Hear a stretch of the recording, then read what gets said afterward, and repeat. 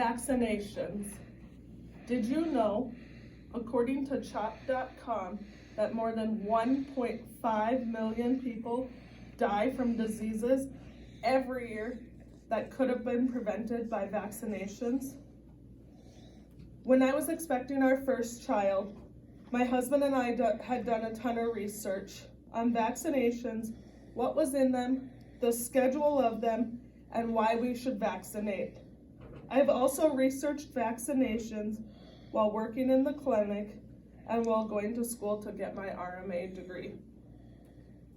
Today, immunizations prevent 2 to 3 million deaths every year.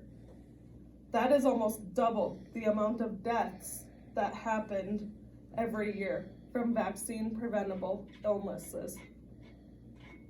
Today I will talk to you about how important and why vaccinating your loved ones is the right thing to do, what the consequences of not vaccinating are, and some common misconceptions about vaccinations. When you are thinking about having children and talking about their life and their future, remember, an important point to keep them safe is to vaccinate. Reasons why you should vaccinate. With more people vaccinating, diseases that once killed millions are eliminated or close to becoming eliminated. According to vaccine.gov, polio was once America's most feared disease, causing death and paralysis across the country. But today, thanks to vaccinations, there are no reports of polio in the United States. Today, there is a vaccination for chickenpox. I remember as a child having chickenpox not once, but twice. And such a severe case that they were in my throat. I ended up having them everywhere. I am so thankful that today my girls can have a vaccination and truly only be in pain for a minute or two during the shot and a day or two after, instead of weeks of pain and scars from having chickenpox. When you vaccinate, you are not only protecting your own children, but you are vaccinating and protecting families that cannot vaccinate because of allergies or weakened immune systems. Because of vaccinations, we no longer need to get a smallpox vaccination because smallpox is no longer around.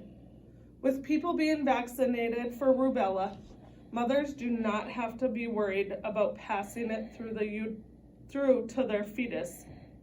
Birth defects are also not seen in the United States associated with rubella. Preventing an immunized disease by getting vaccinated outweighs the side effects of the vaccinations. Consequences of not vaccinating.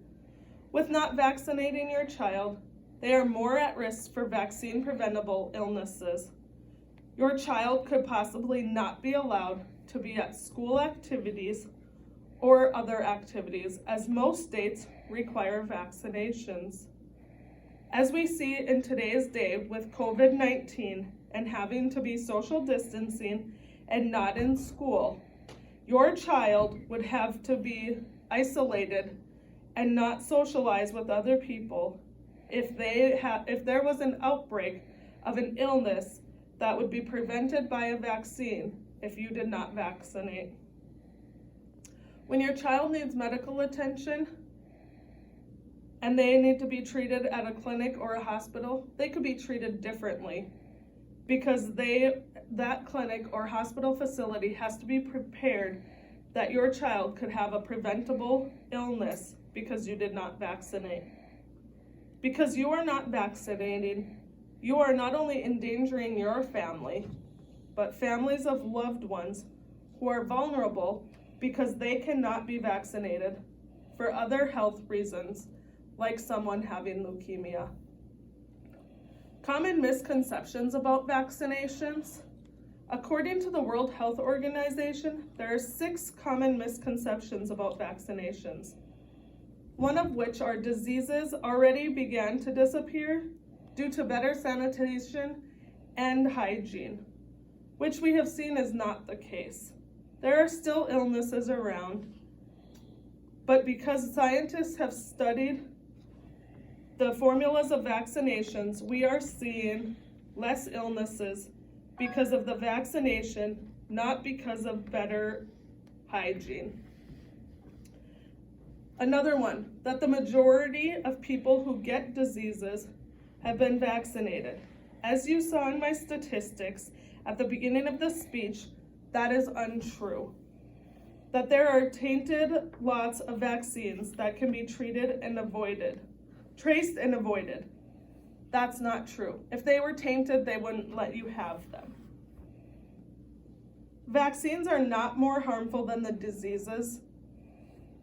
Vaccines do not cause paralysis, brain damage, or many days, nights, or even months or years in a hospital or a doctor's office because of a disease that could have been prevented by vaccines. Most preventable diseases are nearly eliminated. There is no longer a need for vaccines. Because some illnesses are eliminated, doesn't mean that there's not some that are still here that we need to vaccinate for.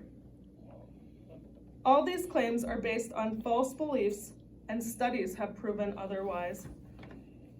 Today, I have talked to you about the importance of immunizations, the consequences of not vaccinating, and the common misconceptions of vaccinations.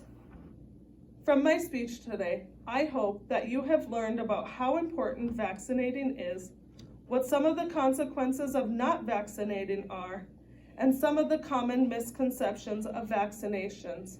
And remember that you are not only protecting you, your child, and your loved ones by vaccinating, but they are also protecting the people that cannot vaccinate for reasons such as illnesses like leukemia or immune diseases that cannot have vaccinations. After hearing this information, I hope that you would agree to vaccinate your children. When you are thinking about having a child, talking about their life and their future, remember an important point. To keep them safe is to vaccinate.